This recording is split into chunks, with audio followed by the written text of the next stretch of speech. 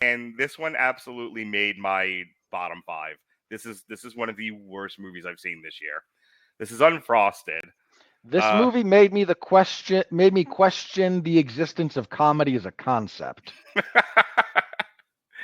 Unfrosted is a 2024 American comedy film. Directed by Jerry Seinfeld from a screenplay he co-wrote with his writing team of Spike Feresten, Barry Marder, and Andy Robin. Loosely based on the true story of the creation of Pop-Tarts toaster pastries, the film shows an ensemble cast that includes Seinfeld, Melissa McCarthy, Jim Gaffigan, Max Greenfield, Hugh Grant, and Amy Schumer. How many times did you curse me when you realized Melissa McCarthy was in this? If she was the worst person associated with this, I would have been more okay with it. Yeah.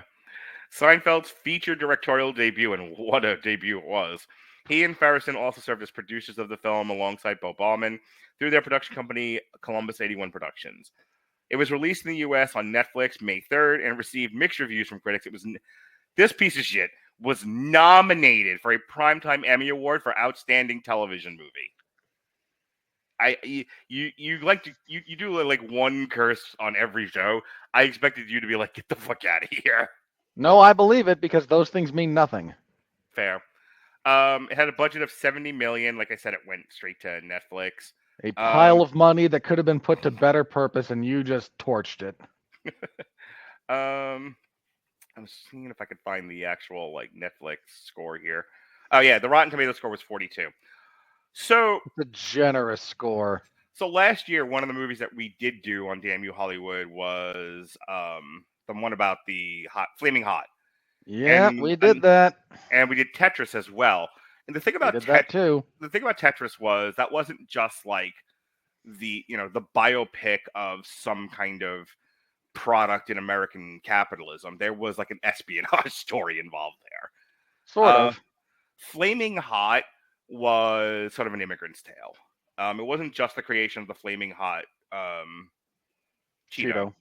It was basically like, a pick yourself up by your own bootstraps kind of immigrant story about this Mexican American family and, rags to riches, all of that.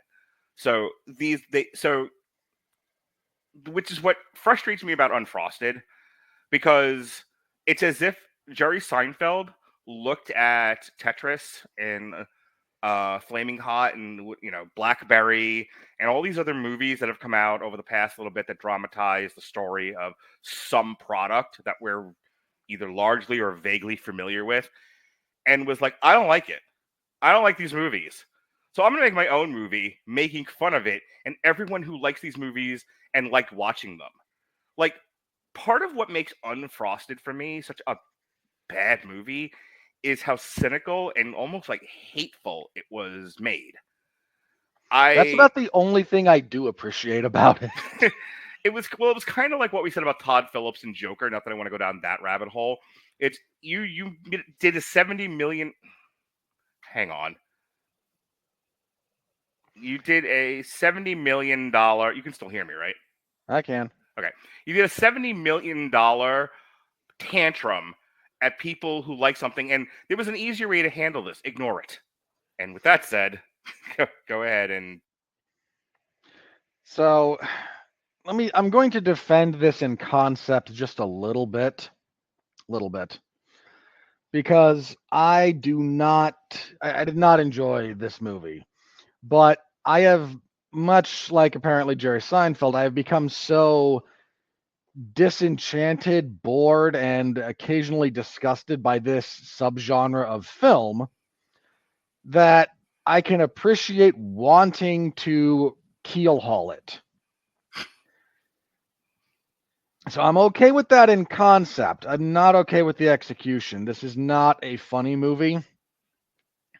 This is comprised of stand-up comedians masquerading as actors, none of whom are any good.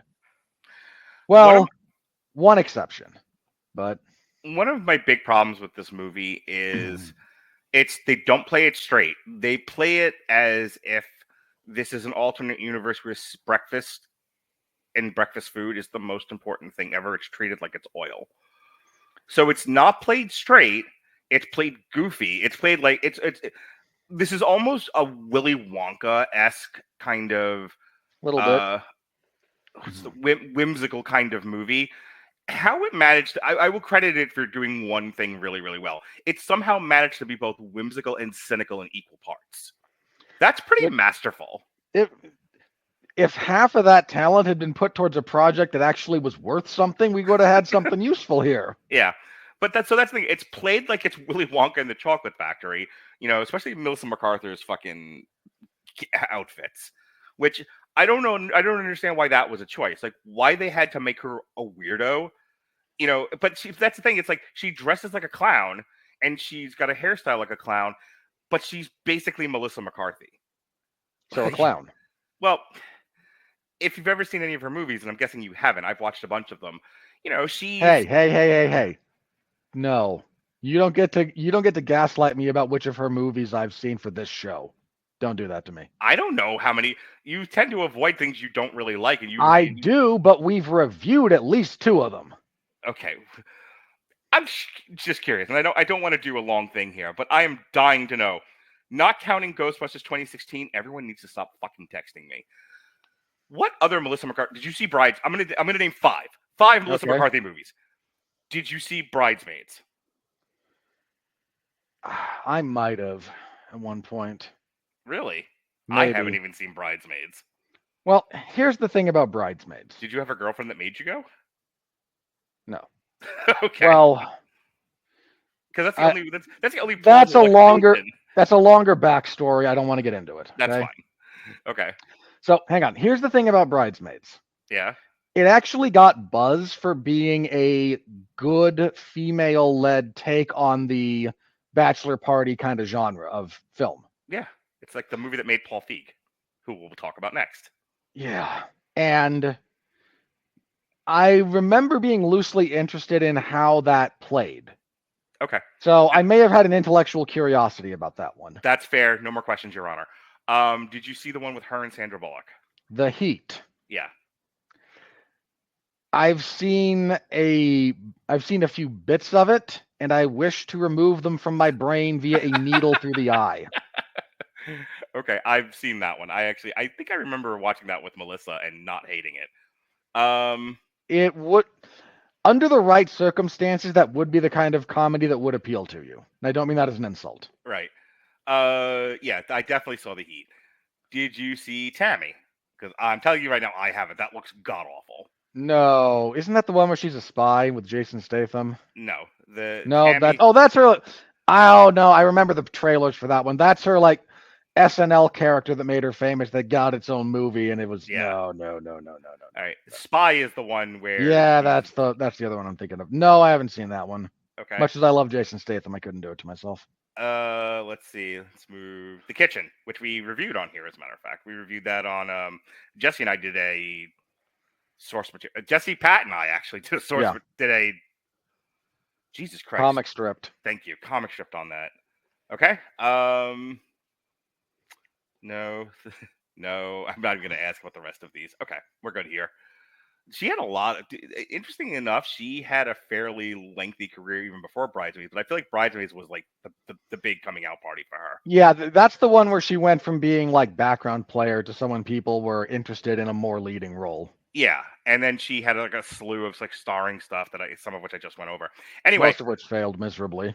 Jerry Seinfeld is a comedian that I remember as a kid not being funny.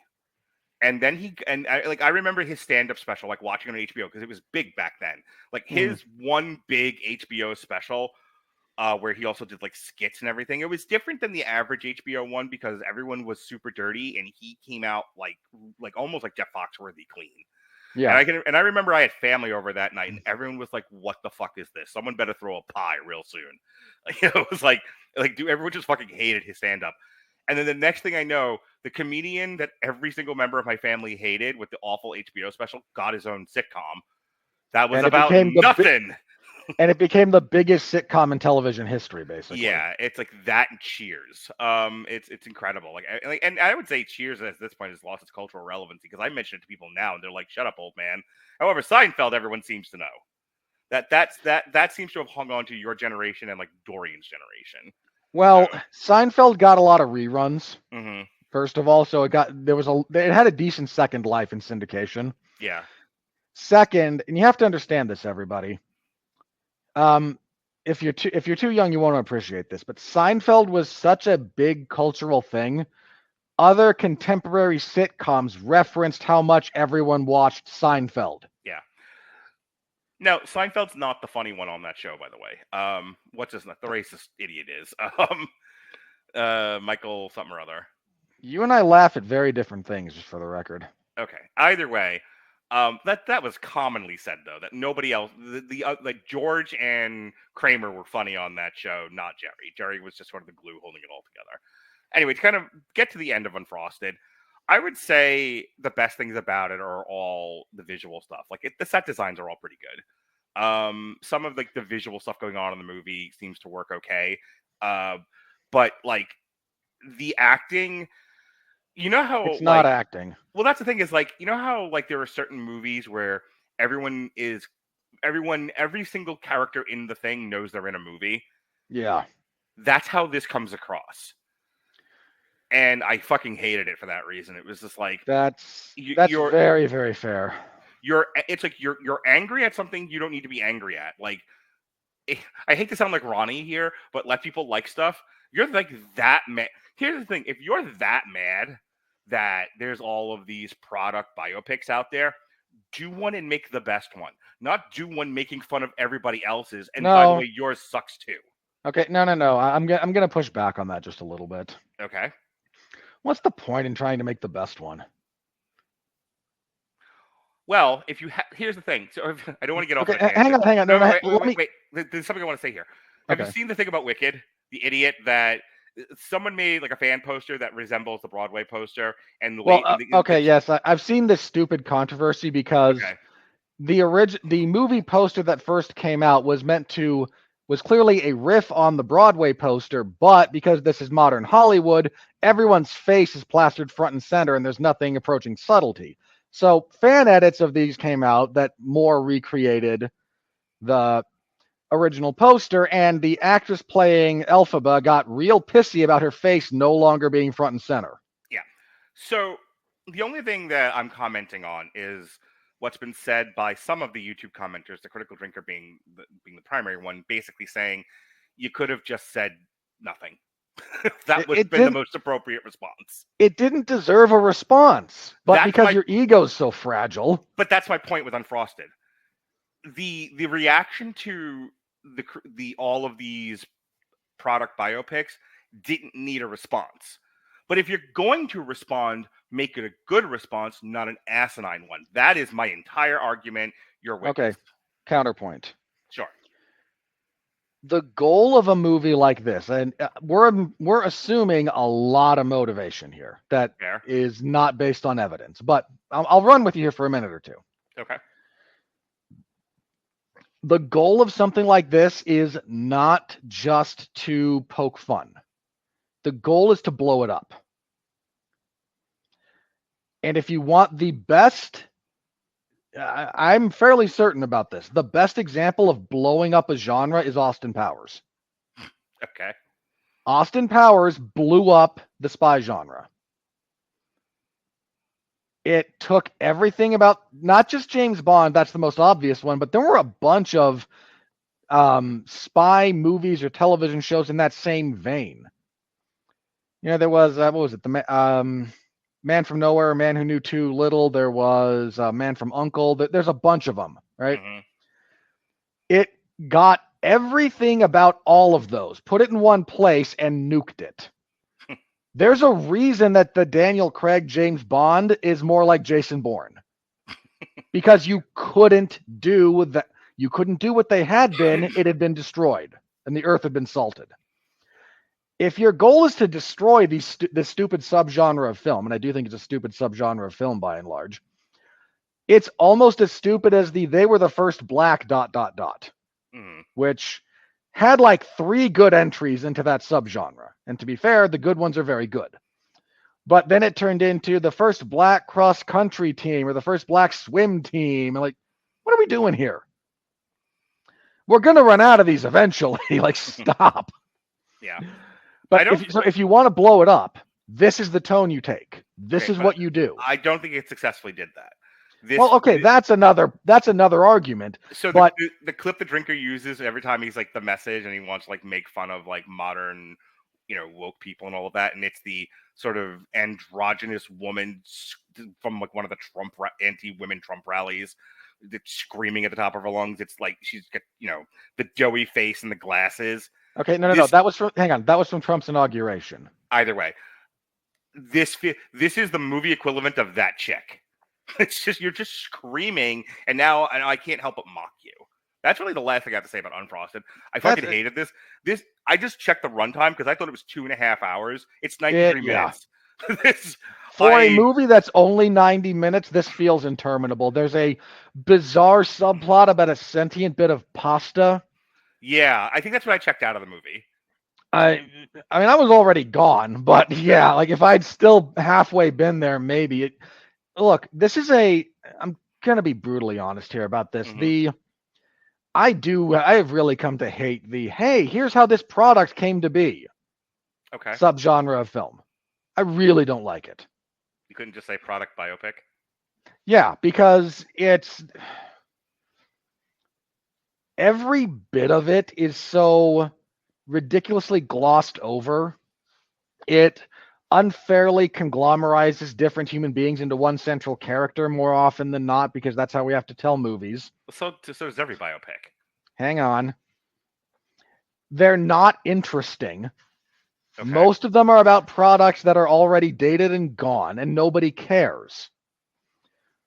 I mean, I recently said of you, Robert's really learned to be, really learned to figure out where he stands objectively and subjectively isn't just, I don't like it, so it's bad anymore. And then you say something like that. I'm going to tell you right now, people thought Air was interesting. People thought the people who have an invested interest in shoes, who find shoes interesting, enjoyed the Nike story.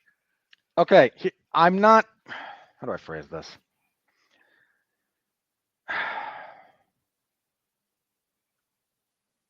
I'm not saying you can't enjoy this kind of thing.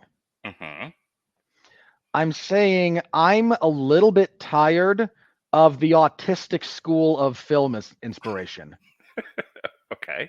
I'm a little bit tired of someone going, oh, here's this really niche thing that I have an interest in. And because they know how to sell it, or they're repped by someone who knows how to sell it, $80 million later, I'm watching I wonder who Michael Jordan signs with. Okay. Let's move on. I'll at least give you that not everyone knows enough about the Tetris story to make some of that interesting, but that also had kind of a spy narrative going with it. If you want to kick any of these that we've talked about, because I don't have the time or the interest in fighting you about Air, and Tetris I don't think matches up with what you're saying. However, neither does BlackBerry for that matter. BlackBerry kind of does, for the record. However, Flaming Hot absolutely does. Like, if you absolutely have to find one of these two kick to make your point, Flaming Hot's probably it. And Flaming Hot might be the one that sent Jerry Seinfeld over the edge, now that I think about it. If that poor guy had to look and watch, like, old man Biden using this as his, like, this is what I watch to try and recenter myself while the worms eat my brain, that might be the one that, pissed me off that much, too. Yeah, I remember when we reviewed it, like we paired it with Extraction, so it was like, so you had a healthy dose of poison, but also a healthy dose of cure, and you were just kind of with the whole thing. I could have only imagined what life would have been like if I had paired Flaming Hot with the fucking Boston Strangler movie, where you and I almost got in a fist fight. Yeah, that was a thing. All right, we got to move on. Once again, there's the real perils of sticking me watching a movie about a subject I actually know a little bit about. Well, here's one. You're sitting here and I'm mildly irritated that you keep like bashing the this genre. Like, what the fuck is wrong with you? Well, in what is yet another okay, hang on. Let me briefly. What is yet another version of me doing what I'm annoyed at you for doing? I'm about done with the YA fucking all of it. Like, stop adapting YA novels into movies if Uglies is what we're going to come up with, because this is terrible. Yeah. But if you want to know like why my other big gripe with like product biopics, In 50 I'm Words sorry, or is Less. that not just like the most quasi dystopian thing you could think of for the creative industry? It is kind of Hey, let's glorify a product. it is kind of an How did we get idiocracy the kind of a number thing. 2 pencil, Mark? It is kind of an idiocracy kind of a thing where, because one of the things that Idiocracy talked about was, well, in the future we won't have, I think it's that or Demolition Man, one of the two, but it was like, in the future we won't have music, we'll have jingles, and jingles will be music. First of all, Demolition Man. Yeah, Second of all, yes, all music is just commercial jingles. yeah. All right, so let's Would talk you about. like to listen to an oldie station? It's the Oscar Mayer Wiener song on repeat.